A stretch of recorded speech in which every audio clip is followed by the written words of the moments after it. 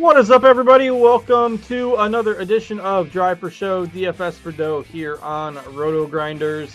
We've got 3 more weeks of golf in the 2025 calendar year, 3 more events in the fall swing to bring to you here these first 3 weeks of November. The schedule's been a little hit or miss the last couple of months. They've taken some travel weeks, etc. So we're coming off another week, bye week, if you will, to talk about this week's tournament, which is down in Mexico this week for the Worldwide Technology Championship. So we'll break that down here for you this evening. Another relatively weak field. So it's, these fall swing events, not the super strong fields that we're used to kind of in the late spring and summer seasons. But the last event, the RSM, should have a pretty good field. Which is the week prior to Thanksgiving. So in any case, everybody's dealing with the same field. There's still plenty of money to be won out there in DFS, so we'll try to help you do that. You've got myself, Justin Van Zuiden, STL Cardinals 84 in the daily fantasy streets, and Mr. Notorious, Derek Farnsworth, alongside as well. And again, it's been a couple weeks, so Noto, how you doing? Yeah, doing good. Good to be back. I kind of forgot we had a show, and luckily I checked my Twitter about 10 minutes ago and saw that we were going live. So, yeah, it's nice. Thank you. Utah Championship was kind of fun to watch. I didn't have any Michael Brennan. That was a surprise to me. You know, we talked about tour start and a sponsor exemption. We talked about like doing extra research on all these guys, and I didn't even know who the guy was. And it turns out he'd already won 3 times on PGA Tour Americas in the last few months. So he's like the number 1 in the field in driving distance. So we should have done our research, but yeah, pretty impressive. Yeah, I had a 412-yard drive there down the stretch on Sunday. So just casual, no big deal. But had some pretty good calls on the show as well. We've talked at length about Rico Hoey with the putter, and he gained like 0.8 of a stroke putting for the event. And so no surprise that he was the runner-up, because that's all he's got to do is not bleed strokes with the putter to basically be, elite in these types of fields. So nice week for him. But yeah, that was something else. You make you've gone through the grind on PGA Tour, Latin America, and all these tours, and then you get a sponsor's invite for your first PGA Tour start after he had earned a full Korn Ferry Tour card. Just gets to skip right over that because he wins his first PGA Tour start. Gets the 2-year exemption and, gets into some of the big tournaments. And it's just, it's crazy how, one start can change a guy's career. And I mean, he didn't let the pressure get to him, or it was all pretty comfortable throughout Sunday. He was ahead by, 3 to 5 shots pretty much all day. And it was pretty much cruise control by the back 9. So pretty impressive. Yeah, I think Rico Hoey had like a 6-footer to cut it to 2 with like 6 or 7 holes to go, and I had an outright on Rico, so I was hoping for a meltdown there. But man, he showed no signs of nerves down the stretch, and he's now won 4 of his last 8 events worldwide. Granted, 3 of those weren't on the best tour, but still, that's pretty impressive. They say winning translates, so it'd be interesting to see what his 2026 season ends up looking like. Yeah, for sure. Yeah, Hoey ended up finishing 4 shots back by the end of the day. Thorbjorn Olesen, Justin Lower, Silverman, McCarty, Cootie, a big group of guys tied for 3rd place. Brant Snedeker popping for a top 10, along with Max Homa, who's kind of steadied his ship over the last 3 months or so. Another top 10 for him. McGreevy and Jaeger, a couple other kind of names you might recognize just outside the top 10 there a couple weeks ago. Minus 22 ended up being the winning score. I would venture we'll probably see a winning score better than that this week. Again, down in Los Cabos for the Worldwide Technology Championship, a Tiger Woods design course that they're using for the 3rd time. So be careful if you're looking at course history. Only the last 2 editions have been played on this course, but the course averaged about 3 strokes under par per round the first year, about 2 strokes under par per round last year. And that was with a really windy first day. And it's not expected to be windy at all this week. And that is the primary defense for this course. So I would expect the scoring to get back to that kind of 3 under par per round. You're going to see a shootout this week. I wouldn't be surprised if we see 30 under, even though it's not the strongest field. So Going to be a lot of birdies this week. What do we know about the course? Yeah, so it's par 72, over 7,400 yards. It is at sea level, so it's going to play every bit of those 7,400 yards, but doesn't mean it's difficult. Like you mentioned, played super easy. The winning scores 24 under, 27 under. And for me, the story of the course is the huge fairways. They're 60 yards wide on average. There's basically no rough. So if you miss these fairways, you're going to be hitting from the sand, the rocks, or, a penalty area. And golfers were able to hit 90% of the fairways last year. So you would think it would set up well for the Bombers. Data Golf doesn't really have that in their course fit metrics, but I got to imagine, if everyone's hitting 90% of fairways, it makes sense that the guys that are longer off the tee would have an advantage on a 7,400-yard course. So I don't mind the Bomber angle, but I wouldn't necessarily go 100% in on it. The greens are huge as well. So you're going to get a lot of guys that are hitting greens in regulation. Last year was 79%. I think it could be even higher this year without any wind. And like we talked about at the Bank of Utah Championship, I just don't think around the green is going to be that important this week. So you're going to have to make birdies. It's kind of a cool course in Cabo. They have the bridge that you have to take to get to the course. And I don't know, there's not a whole lot of metrics that we can look at. I think you just got to make a lot of birdies, whether you do it, with ball striking or a hot putter. And they, unfortunately, last year did not have ShotLink at this course. I feel like this was one of the ones we always kind of hand-wring about, why can't they take the ShotLink stuff to Mexico? Based on, if I go to, this year's leaderboard, they don't have, the layout of all the holes like they usually do with ShotLink. So I think we are stuck with no ShotLink for, one of the only times all year. If that deters you from wanting to play more volume on not having something to distract you while you're working on Thursday and Friday, I don't think we're going to get the ShotLink this week. But if we do, it'll be a pleasant surprise, I guess. I know that always grinds your gears a little bit when we, 2025, almost 2026, so we don't have ShotLink. It's the worst, but they did have it at an event where they hadn't in the past. Correct. Time. I remember that. So I don't know which one that was. So maybe we can keep our fingers crossed. But if it's not there, you know why. They just don't want the tech to be used in Cabo for some reason. I'm not seeing any tweets about it, so I'm not getting my hopes up. All right. Well, ShotLink or no ShotLink, I agree that you can give the Bombers a bump if you want, but it's going to be about making those birdies. Again, I'm saying 30 under for a winner, so we'll see if we get there. 24 last year with the stroke average being about a stroke and a half worse the first day. I think we can get to 30. We'll see. We've got just 3 golfers above the 10K threshold on DraftKings this week. It does appear to be somewhat easy to build lineups at first glance. I've done some, preliminary builds and didn't mind the way that they looked. So we can probably afford one of the top end guys if you want. Again, it's not like they're 12K or 13K, Scotty Scheffler, Rory McIlroy type of pricing. We've got Ben Griffin back this week, JJ Spawn, and the aforementioned Rico Hoey back in the field this week. They're kind of your top trio. Maybe throw Grazerman in there as well. As Siwoo Kim at 9,700 has withdrawn, so make sure you're not using him.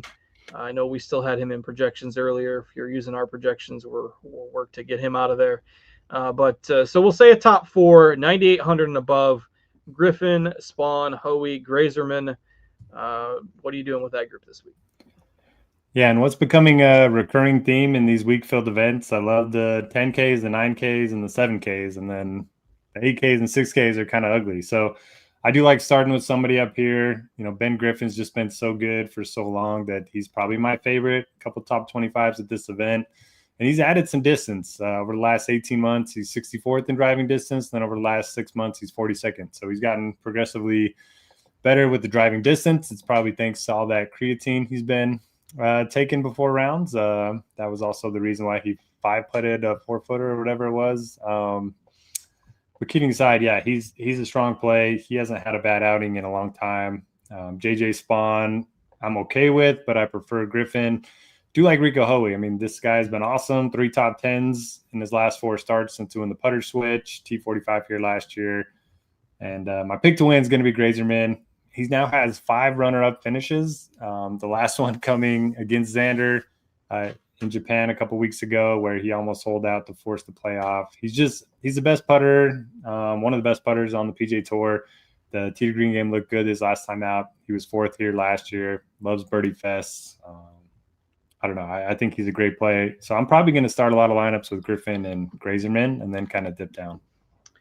Yeah, if you sort this field, I like to do 36 rounds. That's just my personal preference.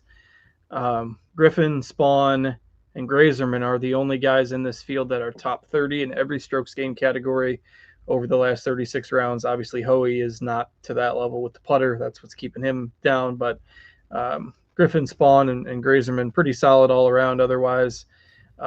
With the putting improvements, I am going with Hoey as my number 1 guy. I'm just going to keep on, ball striking. He's spectacular.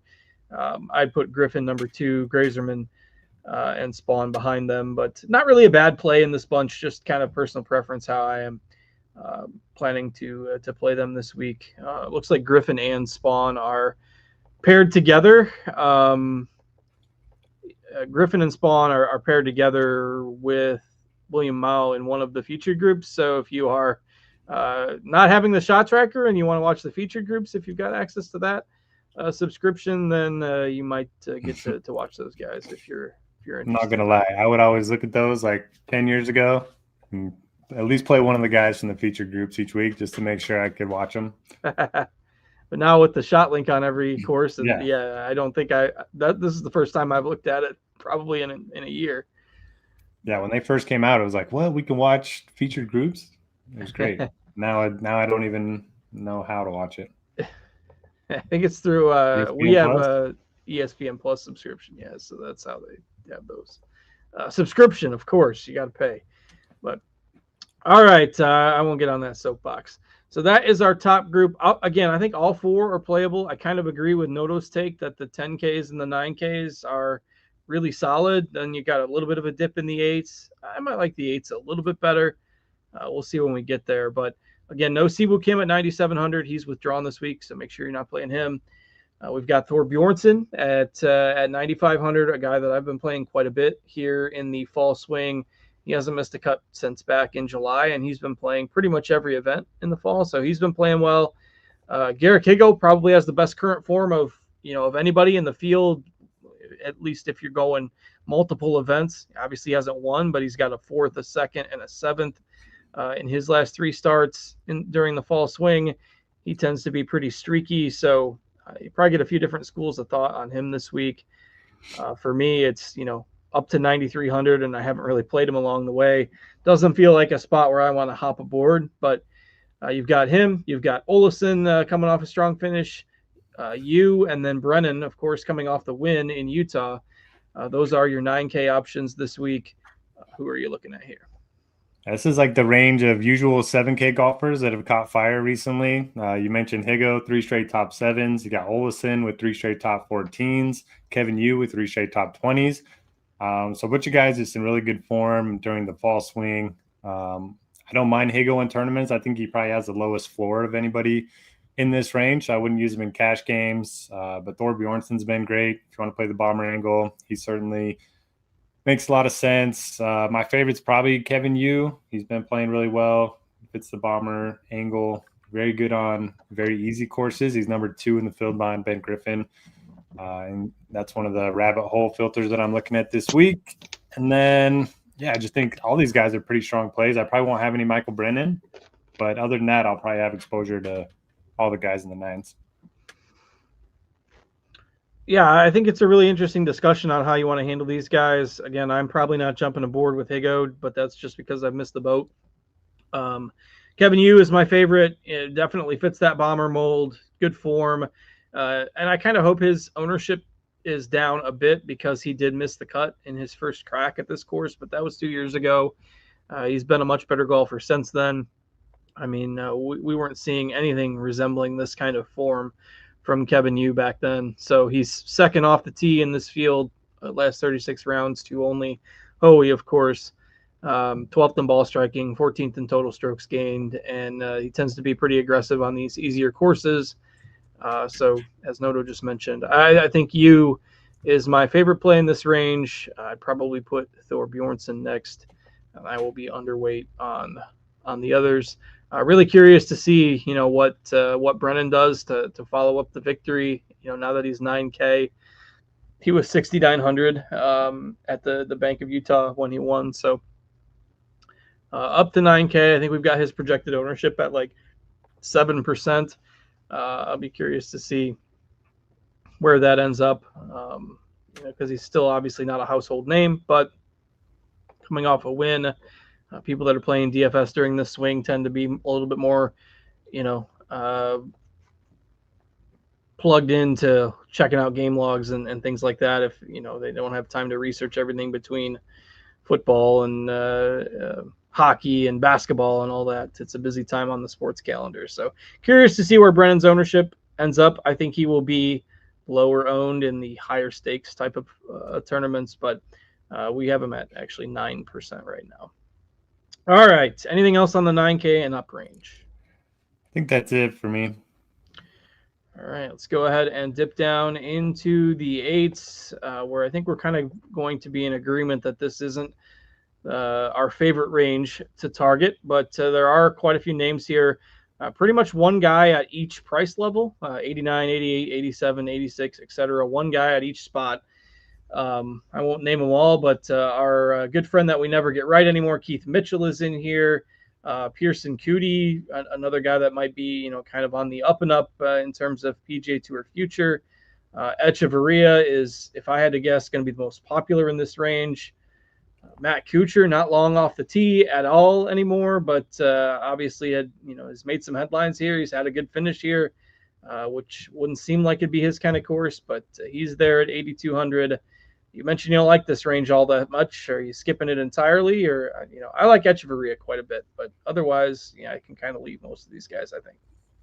Yeah, I like Echeverria as well. One of the guys that not very good around the green and pretty solid everywhere else. So it makes sense on a course where you're not going to be scrambling a lot. The model doesn't hate Keith Mitchell, but I've kind of given up on him. Never get him right. I finally stopped playing him, and he finished T10 his last time out. So I don't think I'll go there. I don't mind Pearson Coody. 3 straight top 15 finishes for him. He's a guy that can get red hot. So in these birdie fests, this is kind of like a glorified Korn Ferry Tour event where he's been awesome. So I don't mind him in tournaments. And then I agree on Nico. One thing I bet Kuchar's not going to do is hire a local caddy. He tried that once in Mexico. Didn't go too well for him. But yeah, he's been great lately. I don't know what's happened to him, but it's crazy. He's turned it on. He's turned it on for sure. 18th, 13th, 5th, 3 of his last 4 starts. And again, on a course that's kind of a birdie fest and caters to bombers, he's finished runner-up and 30th in 2 trips to this place. So pretty impressive. I'm probably not playing him this week, but I wouldn't fight those of you who do. Echeverria, by far my favorite. Just seems a little bit too cheap, relatively speaking. With the talent in this field, he did finish 9th at the Bay Current a few weeks back. And, he's Colombian, so familiarity with these types of courses like you see in Mexico, he certainly has that. And he's got a couple made cuts here as well with a T6 last year. So in terms of all the trends coming together, I think Echeverria is my favorite. Coody's probably my second. Throw up the hands and guess if you want on Keith Mitchell. That's kind of where we're at this point. Grillo, maybe another guy you could look at, but he withdrew during the event in Utah, and I did not circle back to see what his deal was. But if he was just not gonna make the cut or what, I've got to go. I'll go back and try to find that. But so it was probably they didn't finish the second round. Oh, and he was going to miss the cut, so he just dipped. Speaking of, shout out to Carson Young. Missed the cut by a mile at the Bank of Utah Championship, but he came back and played his last 5 holes on Saturday morning, and I was in a high dollar head-to-head, and I won by like a point because he came back and finished. So shout out to Carson Young, who Was terrible, but no shout out to him for me because I was on him yeah, in the full week stuff. It did not go very well. yeah, he could have like equaled every hole and still missed the cut, and he still came out the next morning at 7 a.m. And so props to him. And birdie his last two, so finished on a high note. If you want to play him this week, that's right. It's been 2 weeks now. I had forgotten about that. They didn't finish the second round on until Saturday morning, and Grillo was +8 on the second round, and said no thanks to coming back. So all right, no concern about an injury there. I just saw the WD by him and figured I'd look at that real quick. All right, anything else above the 8s? I mean, Wallace, Svensson, Bridgman. I'd rather play somebody in the 7s at that point, I think. Don't mind Svensson. He's second in the field in driving distance, but he's not probably going to make my three max builds.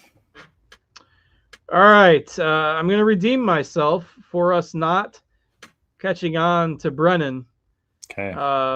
And say that Takumi Kanaya is the guy that could be the next Brennan this week. He was the 2024 money leader on the Japan Tour, won in Japan a few weeks ago, has played quite a few PGA Tour events this summer and fall. He had a 4th at the Bay Current, obviously, which was in Japan a few weeks back, but also, T33 in Utah, T21 at the Sanderson Farms, T7 at the 3M. And again, if you take his worldwide form, he's been fantastic over the last couple months. So missed on Brennan, not going to miss on Kanaya, though I wish he was a little bit cheaper, but he's obviously not a huge household name. And at 7,900, it's pretty easy to gloss over. So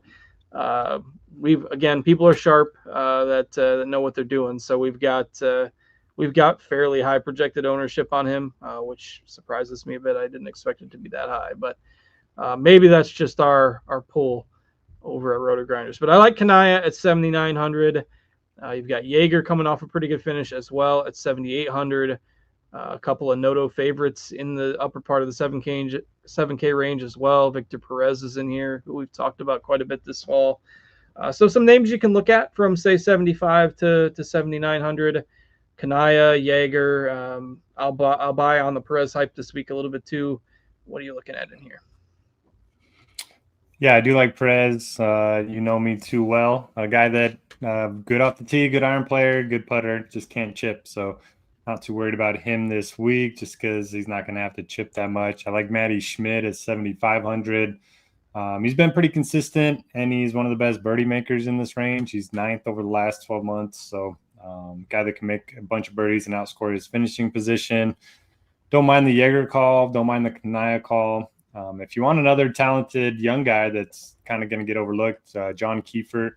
So he recently won on the Korn Ferry Tour, then finished 7th, 15th, 4th, miscut, 7th, 12th. So coming in really good form. Hasn't made a lot of PGA Tour starts, but I feel like he was a thing for like one event, but I can't remember. Before.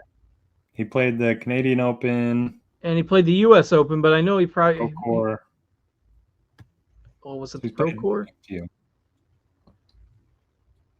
But he's like 53rd in the world right now. And I know we talked about him. There's nothing on his DraftKings player log for PGA Tour starts since the U.S. Open, but I feel like we talked about him fairly recently. I'm going to pull up his PGA Tour profile here. So yeah, there's he nothing did play on the there US since, Open. Yeah, maybe it was the U.S. Open. Time goes by. Who knows? But anyway, I know we've given him a quick mention before, but yeah, he's only 24 yet. So seems like he's going to be an up-and-comer here. Yeah, so don't mind looking at him in large field stuff. Then after that, probably not playing anybody until we get down in the lower 7s, although Doug Gim, I'm fine with back-to-back top 20s here. Can be on the team no short game this week. He has made 3 cuts in a row. Hasn't really translated those made cuts into anything resembling like super strong finishes, but at least it's some element of consistency from a guy who had a bit of a tough summer. 15th and 20th in those 2 made cuts at this course as well. Looking through anything else that might pop statistically. Mark Hubbard has pretty good overall strokes gain data over the last few months, but a lot of that is coming with the putter. He's obviously not super long off the tee. He has missed the cut in his only previous trip here, so probably out on Hubbard. I'm shooting for a birdie making upside a little bit more, so yeah, I'd probably roll with somebody like a Gim or a Sam Ryder at 7,400, and just roll the dice on them being able to make enough putts. Eric Van Rooyen is in this range as well. He did win here in the first edition held at this course back in 23. So not playing him right now either, but he is a past winner if that does anything for you. All right, moving down to the lower end of the 7K range, some names we've kind of gotten familiar with throughout the fall. William Mao, Kevin Roy is in here, Justin Lower, Patrick Fishburne, I know was fairly popular a couple weeks back. Eric Cole is back in our lives. Taylor Montgomery continues to project well, despite basically the only positive element being the short game.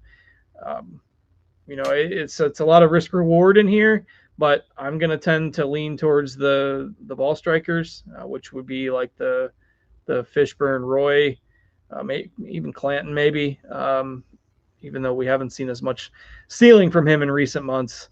But Noto and I always tend to be on Kevin Roy on these types of courses, so I'd imagine we'll be in agreement there. Rates out pretty well in the projections, but lower part of the 7Ks, what are you looking at? Yeah, you nailed it. Like Kevin Roy, like Patrick Fishburne. Roy's been good cut maker. He's pretty solid in all four of the strokes gain categories. Fishburne finished T12 here last year, coming off of a miscut, but it was right on the number at the Utah Championship. Outside of that, I mean, Eric Cole can get hot and make a lot of birdies. His biggest weakness is off the tee, so maybe you can talk yourself into the wide fairways are going to help him this week. You can say the same thing for Taylor Montgomery. I talked about him at the Bank of Utah, and I was like, hey, 60-yard wide fairways, he just got to, not hit into the lava rock, and then he lost 7 strokes off the tee. So he found the lava rocks. So hopefully there's, no lava rocks on this course. Just 2 rounds for him at Bank of Utah. He made 10 birdies and missed the cut by like 8 strokes because he had 6 bogeys, 3 doubles, and another. He probably had to have like 3 retees, 4 retees, which cost you 2 strokes there. So that's terrible. 10 birdies in 2 rounds, and he missed the cut by 6. But he's 2 for 2 here, so maybe just keep it in play off the tee, and I think he could be okay. Those are some of the wildest scorecards you'll ever see. And then we got Carson Young, my dude. Oh man, are we gonna do that? Back-to-back top 10s. He nearly won this event last year. Finished second. Again, if you don't have to chip, you can play. He birdied those last 2. He found something while he was overnight. And he's gonna have some good karma for not just withdrawing like everyone else. All right, I can get behind it. Golf gods are going to be on his side. This is Noto's recommendation. Noto's the Carson Young whisperer here, and helped you win that head-to-head. So I mean, he's in your good graces. Yep. I don't hate it, for the record. I don't hate it. He will probably end up in my player pool, just because he should hit the greens here. It's not going to be as bad as last week. Nobody's going to play him. Everybody's mad at him except Noto. So, at 7K, he's on my radar. Like somebody like Norgard Moeller, I think as well, could be like look, there's variance in these types of events. We saw a guy win in his first PGA Tour start. Nothing is completely crazy. So Norgard Moeller, another guy I might throw in my GPP pool right there at 7K. Question for you. Could you tell Norgard Moeller and Neergaard Peterson apart? Not by name, no. But I get these when the names are so close, like I'm just going to get them mixed up for the rest of their lives. I can't remember the last duo that happened to me with, but it's going to happen with these two. It just is. Yeah, and they both have like the same game. They're both bombers that kind of are good putters, but everything else is kind of below average. So and the triple really name tough. Is just it's going to throw me. It's just going to be a no-go, and I've just accepted that. I've accepted that from the get-go. So that's going to be an issue. All right, let's go into the 6Ks and round it out with some values here. Again, it's not It's not spectacular, but I don't mind throwing like one guy into a lineup here as a dart throw. My favorite punt is going to be Thomas Rosenmueller. Missed the cut at Utah. One bad round. Again, not going to hold that against him. Didn't miss by as much as Montgomery and made 11 birdies himself. Before that, he had made 6 cuts in a row. So projects pretty well. Consistent cut maker other than that last event. 6.9K, pretty cheap price point. He would be my first option under 7K. Probably not going super deep in here. I did see that Emilio Gonzalez was popping a little bit in our projections. Might have to do a little bit more research on him, but he's had some pretty good finishes on the Corn Ferry Tour, and he is a Mexico native. So if you want to play the local angle, Emilio Gonzalez at 6.8K is another guy that stood out to me a little bit. So what do you like? Man, I'm getting my young golfers mixed up. I could have sworn Jackson Suber was a guy that just came out of college, but he's 26 years old. So never mind on that. J3 in the chat says Tom Hoagie's going to break the slate. Kind of weird that he's down at 6,800. He made his cut his last time out, made the cut at this event last year. So if you want to play some Hoagie, I don't hate it. Kind of with you. I like Rosenmueller, and then that's it. I don't like anyone else. You also got a handicap. You know, these guys are in Cabo, so who do we have to throw out because they're just going to party? Yeah, we got to look at their socials with the Bible narrative. I mean, this is absolutely why I'm not playing Keith Mitchell this week. Now he's going to win.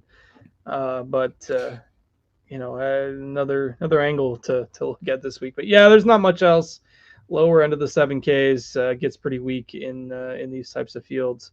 We'll see if there's another surprise this week. If there is, maybe Gonzalez will be the guy that I end up with in my player pool as well. So, all right, probably not going to try the snake draft until we get to the new year at this point. Maybe for the RSM if we get enough live viewers with a stronger field that week. But for now, we'll keep them short and sweet, and we'll be back next week. I forget the tournament that's next week. Bermuda. We got the Bermuda, which means no shot tracker, and then the RSM. And then the RSM. Which is a fun one. Will be the next 3 weeks. We'll be back next Tuesday, same time, same place, and that'll do it for this week. So, Noto, anything else before we get out of here? No, thanks for watching. Again, it's a good week to do a little extra research. Good week to pivot away from some really chalky guys, since it's a birdie fest, and all these guys are pretty similar in talent. So don't be afraid to get away from the chalk. All right, with that, we'll put a wrap on it for this week. Thanks to Steve, as always, for producing behind the scenes for us. Thanks to Noto for joining me. I'm Justin. Hope you all have a great first full week in November. We'll see you back here next week. Same time, same place. Until then, take care. Good luck. We'll see you later.